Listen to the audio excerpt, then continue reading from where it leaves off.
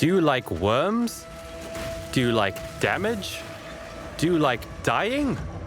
Well, oh boy, do I have the build for you. It's my pleasure to introduce Suzu520's Herald device, Wormblaster. If you've never seen any worm builds before, then you're in for a treat. Welcome to Build of the Week. I'm Evan from Grinding Gear Games. First, you must conquer the worm. You'll notice that each of our flask slots contains a writhing jar. This tasty beverage pops out 2 little worms when used. Importantly, these worms are enemies, so they will interact with any on-hit and on-kill effects we have. But these poor little guys need a mum, so we're using the Mother's Embrace belt. Any minions we create will take a swig from all of our flasks as they're born. This means that if we summon a single skeleton, he will sip from all 5 jars and create 10 wormy friends. If we summon 4 skeletons at once with a setup, we get 40 worms. So, what do we do with this wriggling pile of joy? We do what any good mother would do. We detonate them. Check out the Tattoo of Arohangui Warmonger. It has a chance to shatter anything we kill. If we stack enough of these tattoos, we can reach a 100% chance to shatter on kill.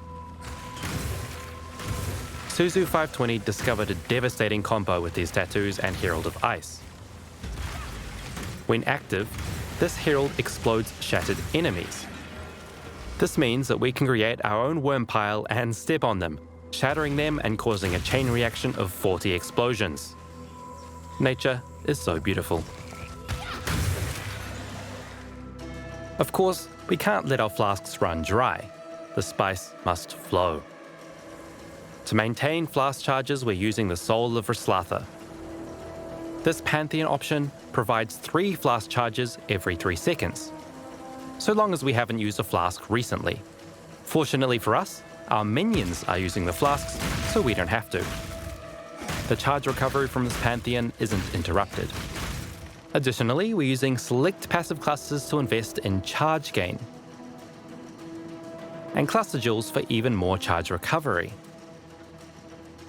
In total, Suzu's build is regenerating 17.5 flask charges every 3 seconds.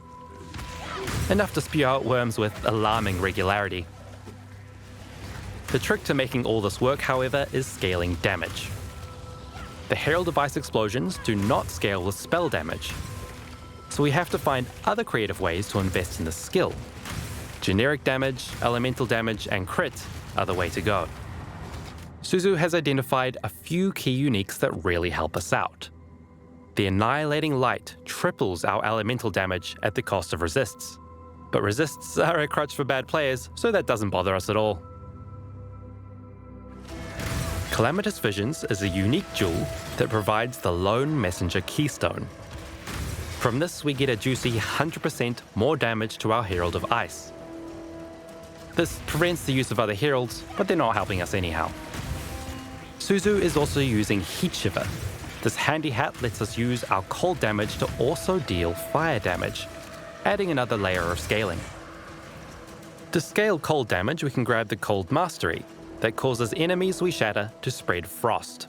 This is a debuff that increases the cold damage enemies take.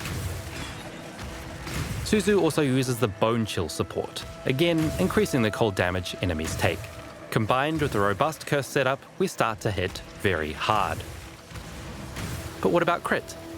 This is where the build starts to get irresponsibly expensive.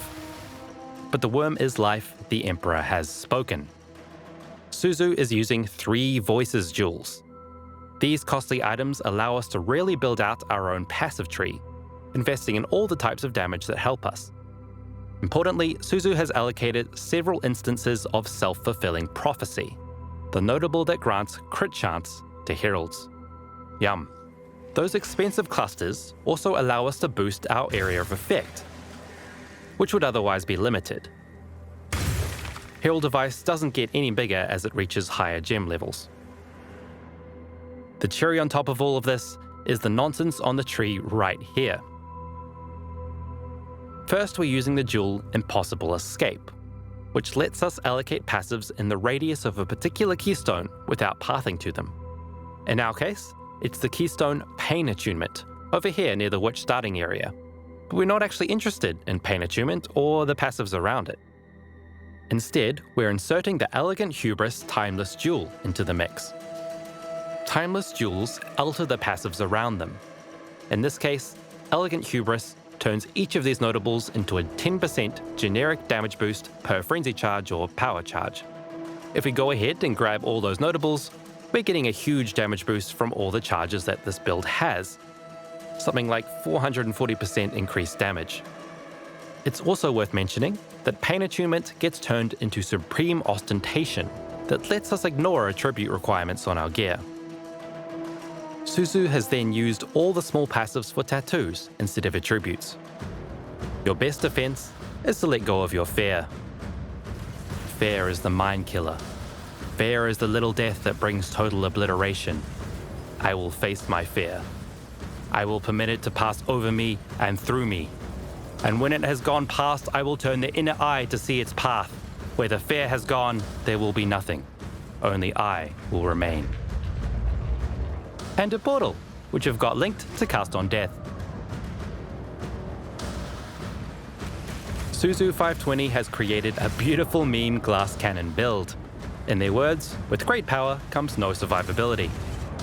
With that said, the damage slaps.